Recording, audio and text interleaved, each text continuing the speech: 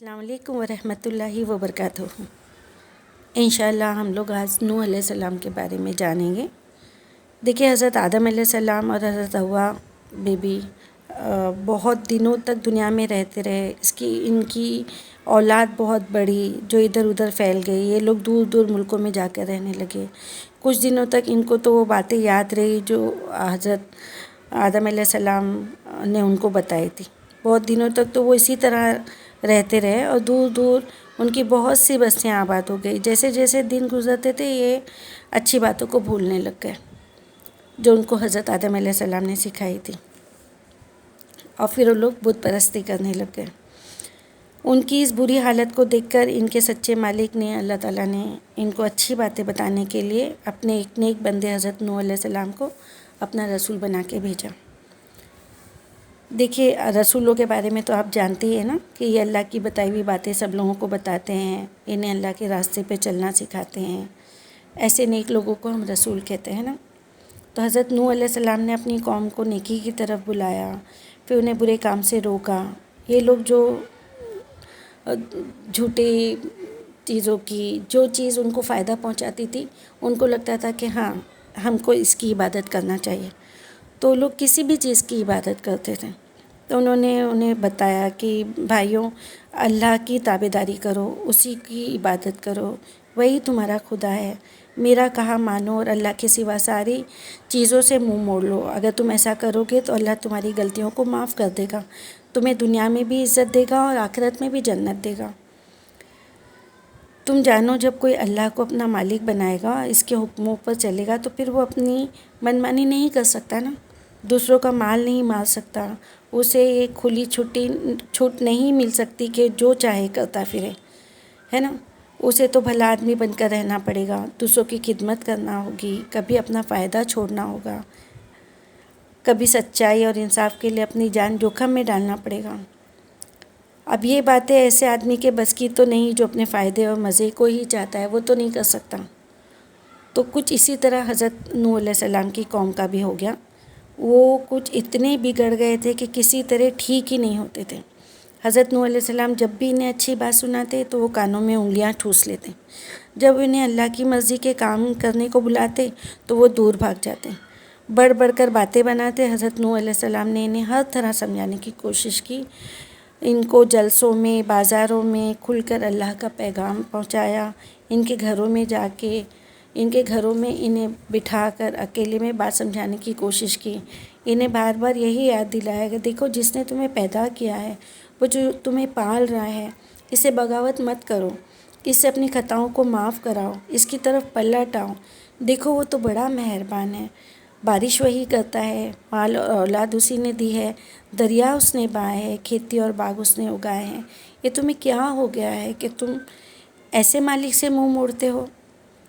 اسی نے تم کو سمجھ بوجھ دی ہے، کیسا اچھا انسان بنایا ہے۔ یہ آسمان، زمین، یہ سورج، یہ چاند تارے آخر کس نے بنائے؟ یہ سورج کو گرمی، چاند کو روشنی کس نے دی ہے؟ زمین سے پودے کس نے اگائے؟ اس زمین پر تم چلتے پھرتے ہو، مکان بنا کر رہتے ہو، اس ملک کی دی ہوئی چیزوں سے فائدہ اٹھاتے ہو۔ پھر یہ بھی تو سوچو کہ تمہیں مرنا بھی ہے نا، اس دنیا میں سدا رہنا تو نہیں ہے۔ مرنے کے بعد تم اسی کے پاس جاؤ گے، اپنے کیے کا بدلہ پاؤ گے۔ پھر ایسے اچھے مالک کا کہا ماننے سے کیوں بھاگتے ہو؟ اس سے بھاگ کر کہیں جا بھی نہیں سکتے، آخر مرنا ہے نا، لوٹ کر اسی کی طرف جانا ہے۔ وہ اتنی باتیں بتاتے، لیکن ان کی جو قوم تھی ان کی بات کو سنی انسنی کر دیتی تھی۔ انہوں نے ان کا کہا نہیں مانا، وہ انہی لوگوں کا کہا مانتے رہے جو قوم کے بڑے بڑے تھے، جنہیں اپنی دولت اولاد پر گھمنڈ تھا، وہ انہی کی بات مانتے تھے۔ یہ لوگ حضرت نوح علیہ السلام کے خلاف چھپ چھپ کر بہت تدبیریں کرنے لگ گئے۔ اسی طرح حضرت نوح علیہ السلام نے اپنی قوم کے لوگوں کو 950 سال تک سمجھاتے رہے، لیکن گنتی کے چند آدمی کو چھوڑ کر کسی نے بھی ان کا کہنا نہیں مانا۔ حد یہ ہو گئی کہ ان کے بیٹے نے بھی ان کی بات نہیں سنی، وہ کافروں کے ساتھ ہی رہا۔ جو لوگ اللہ کے رسولوں کو کہنا نہیں مانتے ہیں نا، تو وہ انہی کی بات مانتا تھا۔ وہ حضرت نوح علیہ السلام کے دشمن ہو گئے۔ وہ جتنے بھی کفر کرنے والے تھے وہ حضرت نوح علیہ السلام کے دشمن ہو گئے. اسی دشمنی میں وہی لوگ آگے آگے تھے جو اپنی قوم کے سردار تھے اور دولت والے تھے. یہ لوگ حضرت نوح علیہ السلام کی باتوں کی ہنسی میں اڑا دیا کرتے تھے. کہتے تھے کہ ان کی باتوں کو کچھ چھچورے جیسے ایسے ناسمجھ لوگ ہوتے ہیں نا، ان کے سوا کس نے مانی ہے، مطلب ان کی بات تو کون مان رہا ہے. بڑے لوگوں میں سے تو کوئی بھی ان کا ساتھی نہیں ہے. ایسے ہی مطلب ناسمجھ لوگ ان کے ساتھی ہے اور وہی لوگ ان کی بات سنیں گے، اور وہ ان کو اپنے بیچ میں بٹھانا بھی نہیں چاہتے تھے. اس طرح حضرت نوح علیہ السلام ان کی باتوں کو سنتے رہے، سہتے رہے. وہ اپنی دھن کے پکے تھے. وہ کچھ کر رہے تھے اپنے مالک کو خوش کرنے کے لیے کر رہے تھے. جو کچھ بھی وہ کر رہے تھے وہ جانتے تھے کہ ان کا مالک سب کچھ جانتا ہے. میں جو کر رہا ہوں وہ بھی، اور وہ لوگ جو مجھ سے کر رہے ہیں وہ بھی. اسی لیے انہوں نے ہمت نہیں ہاری اور اپنے کام میں لگے رہے. برائی سدا تو نہیں پھولتی پھلتی نا، برائی کا تو برا اثر ہوتا ہی ہے. تو اللہ تعالیٰ نے اپنے بندوں کو اس وقت تک چھوٹ دیتا ہے جب تک اس کی سدھار کی کچھ امید ہوتی ہے کہ لوگ سدھر جائیں گے، لوگ پلٹ آئیں گے، لوگ پلٹ آئیں گے.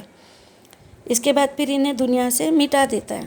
اور پہلے تو ایسے میراکلز ہوتے تھے، کھلے عام ہوتے تھے. تو حضرت نوح علیہ السلام کی قوم نے جب اپنی نبی کی بات ماننے سے بالکل ہی انکار کر دیا تو اللہ تعالیٰ نے اس قوم کو دنیا سے مٹا دینے کا فیصلہ کر دیا، اور حضرت نوح علیہ السلام کو بتا دیا کہ اب جلد ہی ان کی قوم پر اللہ کا عذاب آئے گا. تو حضرت نوح علیہ السلام کو حکم دیا گیا کہ ایک بڑی کشتی بنائیں، اتنی بڑی کشتی کہ اس میں سارے مسلمان آ جائیں، اور اس ملک میں جتنے جانور رہتے تھے ان کا بھی ایک ایک جوڑا اس میں رکھ لیا جائے. حضرت نوح علیہ السلام نے کشتی کو بنانا شروع کیا. لوگوں نے دیکھا کہ جہاں نہ کوئی سمندر ہے، نہ کوئی دریا ہے، نہ پانی ہے، وہاں حضرت نوح علیہ السلام بیٹھے ناؤ بنا رہے. اب انہوں نے اور بھی ہنسی اڑانا شروع کر دیا. بولے ارے بڑے میاں کو دیکھو، خشکی میں ناؤ چلائیں گے. ایسی طرح کی الگ الگ طرح کی باتیں کر کے وہ ان کا مذاق اڑانے لگے. اور حضرت نوح علیہ السلام تو جانتے تھے کہ بات کیا ہے. آپ نے فرمایا ہنسو نہیں، بہت جلد تمہیں پتہ چل جائے گا کہ معاملہ کیا ہے. اس وقت ہم تم پر ہنستے ہوں گے جب تم کو پتہ چلے گا. اب وہ دن آ گیا جب ان کافروں پر اللہ کا عذاب آنا تھا. زمین سے پانی کے چشمے پھوٹ پڑے. پہلی بار ایک تنور میں پانی نکلتا ہوا دیکھا گیا. ادھر آسمان سے موسلادھار بارش ہونے لگی. اتنا پانی برسا کہ سب جل تھل ہو گیا اور دریاؤں سے باڑھ آ گئی. دیکھتے دیکھتے سب کچھ ڈوبنے لگا. حضرت نوح علیہ السلام اور اس کے ساتھی پہلے ہی اپنی کشتی میں بیٹھ گئے تھے. ناؤ پانی پر تیرنے لگی اور ساری بستی ڈوبنے لگی. حضرت نوح علیہ السلام کا بیٹا کافروں کا ساتھی تھا. آپ نے آخری بار پھر اسے سمجھایا اور کہا دیکھو بیٹا، ان ظالموں کا ساتھ چھوڑ دو، اللہ کا حکم مان لو، ہماری کشتی میں آ جاؤ. اس نے ایک نہیں سنی اور بولا میں پہاڑ پر چڑھ جاؤں گا اور پانی سے بچ جاؤں گا. حضرت نوح علیہ السلام نے کہا دیکھو آج ڈوبنے سے کوئی نہیں بچے گا، بس وہی بچے گا جس پر میرا مالک مہربان ہوگا. ابھی حضرت نوح علیہ السلام اسے سمجھا ہی رہے تھے کہ پانی کی ایک اونچی سی موج اٹھی اور حضرت نوح علیہ السلام کا بیٹا ڈوبنے والوں میں کے ساتھ ڈوب گیا. سب ڈوب گئے. حضرت نوح علیہ السلام نے اللہ سے فریاد کی، اے مالک میرا بیٹا بھی ڈوب گیا. تو نے مجھ سے وعدہ کیا تھا کہ تو میرے گھر والوں کو بچا لے گا، اور یہ تو میرا بیٹا تھا. تو اللہ تعالیٰ نے کہا نہیں، وہ تیرے گھر والوں میں سے نہیں رہا، وہ اچھے کام نہیں کرتا تھا، وہ تو کافروں کا ساتھی تھا. جب تم اتنی سی بات بھی نہیں جانتے تو پھر ہم سے کیا فریاد کرتے ہو.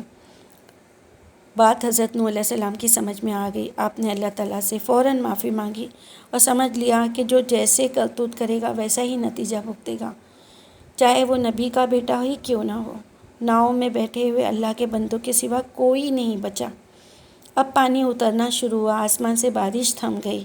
زمین کا پانی گھٹنے لگا اور حضرت نوح علیہ السلام کی کشتی پہاڑ پر جس کا نام جودی تھا آ کر رکی. اللہ کے نیک بندے اور اللہ کے رسول علیہ السلام کشتی سے باہر آئے اور دنیا میں اللہ کی مہربانیوں اور برکتوں کے ساتھ رہنے بسنے لگے، اور برائی مٹ گئی اور بھلائی پھولنے پھلنے لگ گئی. اللہ کی زمین پر اللہ کے نیک بندوں کا بول بالا ہوا، اور وہی لوگ جن کو دنیا نیچ اور کمینہ کہتی اس زمین کے مالک بنا دیے گئے. سبحان اللہ. دیکھیے یاد رکھنے کی باتیں یہ ہے نا کہ برائی کرتے کرتے آدمی اتنا برا ہو جاتا ہے کہ پھر بھلی باتیں اسے اچھی نہیں لگتی، اور پھر وہ برائی کی طرف اتنا ملوث ہو جاتا ہے کہ وہ پھر اللہ تعالیٰ اس کو اپنے عذاب میں لے لیتا ہے۔ پہلے کے تو عذاب ایسے تھے کہ کھلے عام ہو جاتے تھے، اللہ تعالیٰ نے کس کس طریقے سے عذاب بھیج کے کتنے قوم کو مٹا دیا، اور ابھی بھی ہمارے سامنے کتنے عذاب آ رہے ہیں لیکن ہمیں دکھائی نہیں دے رہا، ہمیں سمجھ میں نہیں آ رہا۔ پھر لوگوں کو بھلی باتوں کی طرف بلانا کوئی آسان کام نہیں ہے، اس کام میں انسان کو بڑی بڑی مصیبتیں جھیلنا پڑتی ہیں۔ اگر ہم کسی کو ایک اچھی بات بتائیں گے تو وہ ہماری 4 غلطیاں نکال کے ہم کو بتا دے گا کہ ہاں ہمیں سکھانے کے لیے آ رہے ہو نا۔ اب پھر اس کے بعد ہم کو ایسا لگتا ہے کہ نہیں، ہم بولنے سے ڈرتے ہیں، ہم کسی کو صحیح بات بتانے سے ڈرتے ہیں، ہے نا۔ لیکن ہمارے رسول، ان لوگوں نے کتنی تکلیف اٹھائے نا، ان کو کتنی شرمندگی اٹھانی پڑی، کتنی باتیں سننی پڑی، لیکن وہ لوگ اللہ کے راستے پہ چلتے رہے نا۔ پھر ہے کہ اللہ کے نیک بندے جب دوسرے انسانوں کو بھلائی کا راستہ دکھاتے ہیں تو وہ یہ نہیں سوچتے کہ ان کی بات کوئی سنتا ہے یا نہیں سنتا ہے، وہ اپنا کام کرتے رہتے ہیں۔ تو حضرت نوح علیہ السلام 950 سال تک یہی کام کرے نا، 950 سال تک، اور مٹھی بھر لوگوں نے ایمان لایا، لیکن انہوں نے پچھتایا نہیں کہ بس میں اللہ کے لیے کر رہا ہوں نا۔ دیکھیے اللہ تعالیٰ اپنے بندوں کو جب تک چاہتا ہے مہلت دیتا رہتا ہے، اس وقت تک مہلت دیتا رہتا ہے جب تک اس کی سدھار، اس میں کچھ امید ہو اس کے سدھار میں۔ لیکن جب وہ اللہ کی بندگی اختیار نہیں کرتے تو پھر ایسے لوگوں پر عذاب آتا ہے اور اللہ نے ہلاک کر دیتا ہے نا، اور زمین ایسے برے لوگوں سے پاک ہو جاتی ہے۔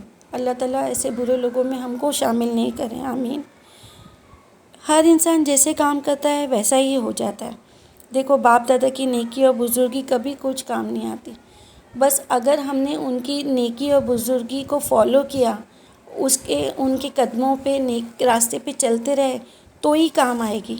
نہیں تو ہم اگر سوچیں گے کہ دیکھو ہمارے باپ دادا بہت نیک تھے، انہوں نے اتنے نیک کام کیے، وہ اللہ کے پیارے بندوں میں تھے، تو اس کا مطلب یہ نہیں کہ اللہ بھی ہم کو ان کے ساتھ لے کے جائے گا۔ ہمارے اعمال ہمارے ساتھ، ان کے اعمال ان کے ساتھ۔